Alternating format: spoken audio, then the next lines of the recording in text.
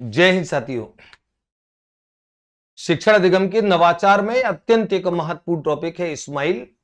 और ये जो शब्द है स्माइल, मैं जब इस टॉपिक को पढ़ाता हूं या कहीं चर्चा करता हूं तो मुझे एक बहुत ज्यादा अच्छी बात ये लगती, मुझे एक कहावत बहुत अच्छी पुरानी याद आती है कि कोई एक परेड में जहां सारे बच्चे पंक्ति में हैं, अगर आप पीछे मुड़ बोल देते हैं तो स्थितियां बदल जाती हैं।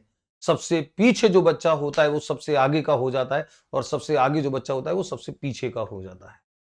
जिस एक चीज से इतनी ज्यादा नफरत की जा रही थी कुछ दिन पहले तक, वो चीज इतनी महती आवश्यकता के तौर पर उभरी कि बच्चों को जहां वो लाने पर दंड दिया जाता था, घर पे शिकायत भेजी जाती थी, क्लास से बाहर निकाल दिया जाता था, अब प्रयास करके उसी चीज को बच्चों को दिलाने का काम किया गया। स्माइल वो एक प्रोग्राम था, ऐसा क्रांतिकारी प्रोग्राम था।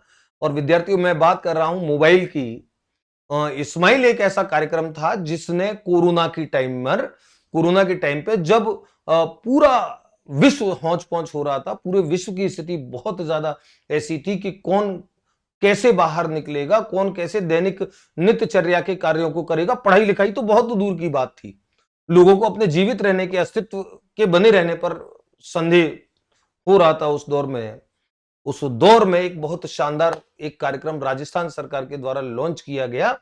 और ये जो कार्यक्रम था ये इस उद्देश्य से था, जैसा आप इसका नाम देख पा रहे हैं, स्माइल सोशल मीडिया इंटरफेस और लर्निंग एंगेजमेंट अधिगम सक्रियता। लर्निंग में एंगेज रखने के लिए, अधिगम में सक्रिय रखने के लिए social media interface, social media का संयोजन। और सोशल मीडिया से अभिप्राय होता है सोशल मीडिया के वो सारे प्लेटफॉर्म, चाहे फेसबुक हो, इंस्टाग्राम हो, यूट्यूब हो, व्हाट्सएप हो। और यहां हम जिस एक सोशल मीडिया के प्लेटफॉर्म के साथ जुड़ करके बात करेंगे, जो स्माइल में यूज किया गया, वो व्हाट्सएप सोशल मीडिया का यूज हुआ।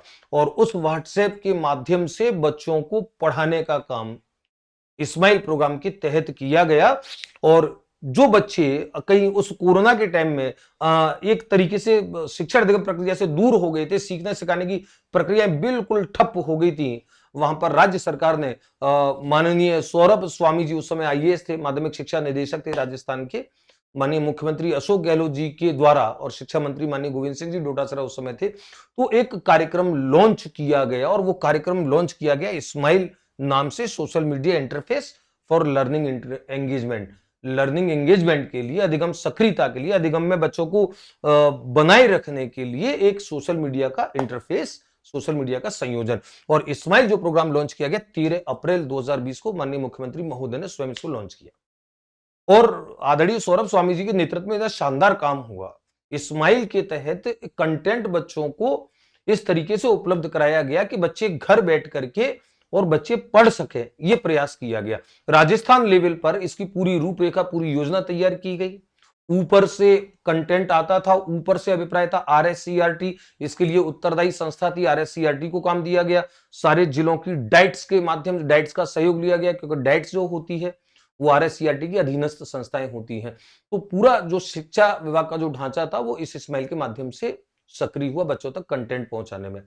तो ये जो कार्यक्रम चला, व्हाट्सएप ग्रुप बनाए गए अभिभावकों को, पहला जो राउंड था, अभिभावकों को इससे जोड़ा गया, स्कूल का ग्रुप बनाया गया, अभिभावकों का ग्रुप बनाया गया, उसमें अभिभावकों को जोड़ा गया। और जिस मोबाइल की मैं बात कर रहा था, जिस मोबाइल से हेट थी, उससे प्रेम होने लगा। मुझे याद है उस दौर के कई सारे गार्जियंस जो अपने बच्चों को मोबाइल यूज के ऊपर डांटते थे, अब वो खरीद खरीद के लाके मोबाइल बच्चों को दे रहे थे कि बेटा पढ़। तो ये स्माइल कार्यक्रम था फर्स्ट राउंड में जो स्माइल चला।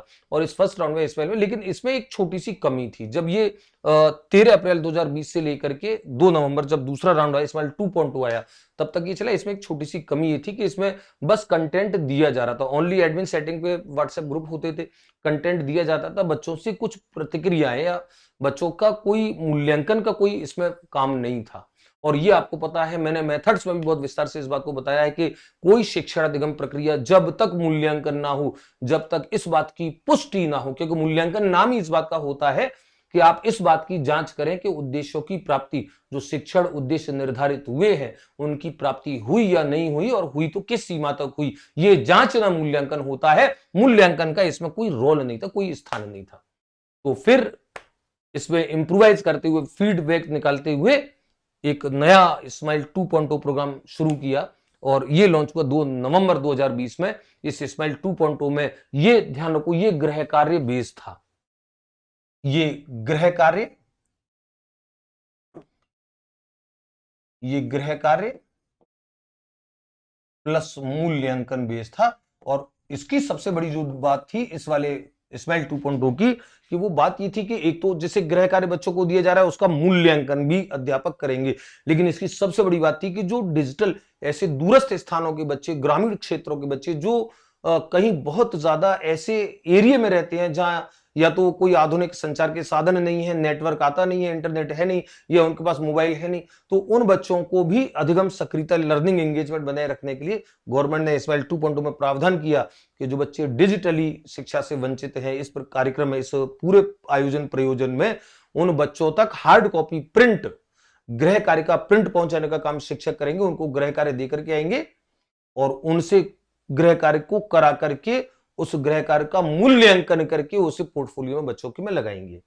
यानी कि ये अब टू वे प्रक्रिया चलने लगी। आप बच्चों को लर्निंग कंटेंट दे रहे हैं और उसके बाद बच्चों से होमवर्क के तौर पे काम हो रहा है, और होमवर्क बच्चों को आप ले करके आ रहे हो। जो डिजिटली शिक्षा से वंचित हैं बच्चे, उनको ऐसे जोड़ा गया, और जो सोशल मीडिया प्लेटफॉर्म से जोड़ करके अपना होमवर्क भेज रहे थे वो तो भेज ही रहे थे। तो मूल्यांकन को इसमें चालू किया गया। ये 2.0 का मेन फीचर था। और एक मुख्य बात जो थी 2.0 में, कि कक्षा 9 से लेकर के 12 के बच्चों को अभिभावकों की सहमति के साथ सहमति पत्र लिखित में लिए गए। चूंकि मैं खुद उस प्रक्रिया का एक भाग था, हमने लिखित पत्र सहमति में लिए, और सहमति में लिखित पत्र लेकर के उसके बाद बच्चों को शैक्षिक मार्गदर्शन के लिए विद्यालय आने की अनुमति दी गई। वो विद्यालय आ सकते थे। ये 2.0 में किया गया।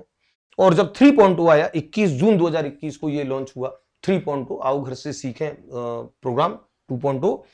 तो इसमें स्माइल 3.0 में काम किया गया कि इसमें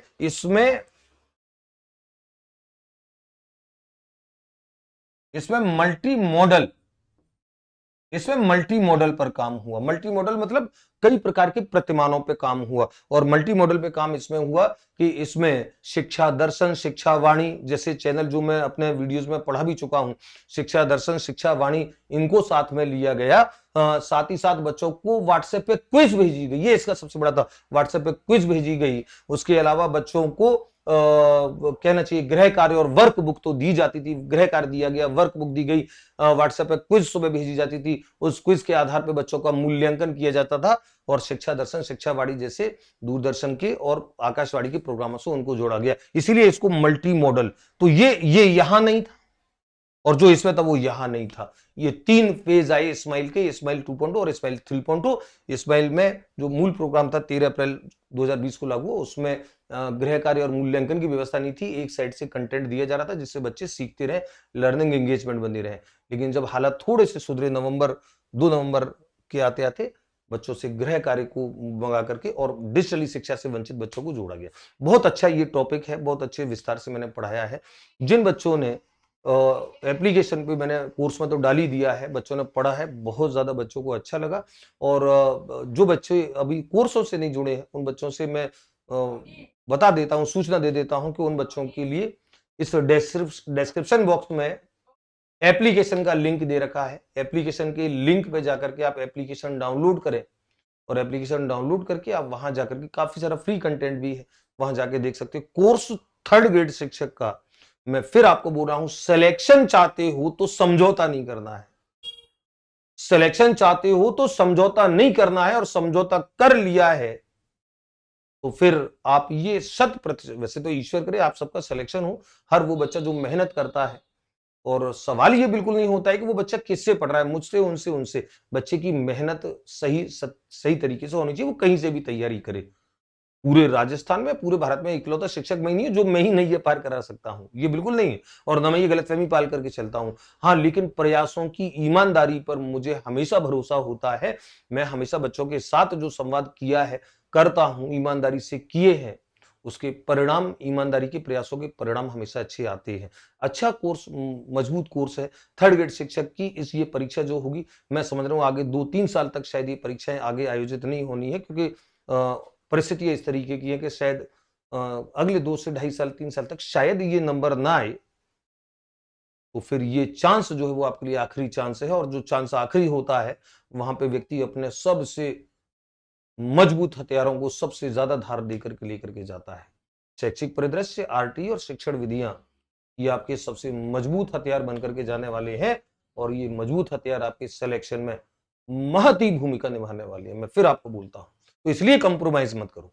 और आपको जहां जिस तरीके से आपको पढ़ना है उस तरीके से पढ़ो, लेकिन सार्थक पढ़ो। अगले 3 से 4 या 5 माह जो आपके बचे हैं, वो आपकी जिंदगी के सबसे बड़े 4 से 5 माह बने, जिंदगी के अविस्मरणीय 4 से 5 माह बने, ये प्रयास आप करें। मेरे साथ जो बच्चे चलना चाहते हैं, एप्लीकेशन का लिंक इसमें है, वीडियो आप शेयर कर सकते हैं, एप्लीकेशन का लिंक शेयर कर सकते हैं। बच्चे इतने सारे जुड़े हैं, कोर्स बहुत ज्यादा बच्चों तक पहुंच चुका है, पहुंचने की प्रक्रिया में है। बच्चों ने पसंद इतना ज्यादा किया, ये मुझे सबसे बड़ी इस बात की खुशी है। मेरा प्रयास सार्थक हो गया है। तो आप सभी विद्यार्थियों को बहुत बहुत शुभकामनाएं, बहुत बहुत शुभकामनाएं। मैं हमेशा ये अपेक्षा करता हूं, इंटेलिजेंट बच्चे, जो पढ़ने वाले बच्चे, हार्ड वर्किंग जो बच्चे होते हैं, वो हमेशा मुझे बहुत ज्यादा पसंद होते हैं। उन बच्चों से मुझे बड़ा एक आत्मीय लगाव होता है, चूंकि मैं खुद जिस विषय का विद्यार्थी रहा हूं, वहां पे अनुशासनहीनता के लिए स्कोप कोई ज्यादा होता नहीं है। ऐसे विद्यार्थियों से प्रेम स्वाभाविक होता है, गणित या मनोविज्ञान के टीचर्स के लिए। तो वो प्राय, तो मुझे बड़ा अच्छा लगता है जब ऐसे बच्चे दिखते हैं। तो ईमानदारी से प्रयास करने वाले सारे बच्चे सफल हों, ऐसी शुभकामनाएं मैं आपको देता हूं। धन्यवाद। जय हिंद, जय भारत।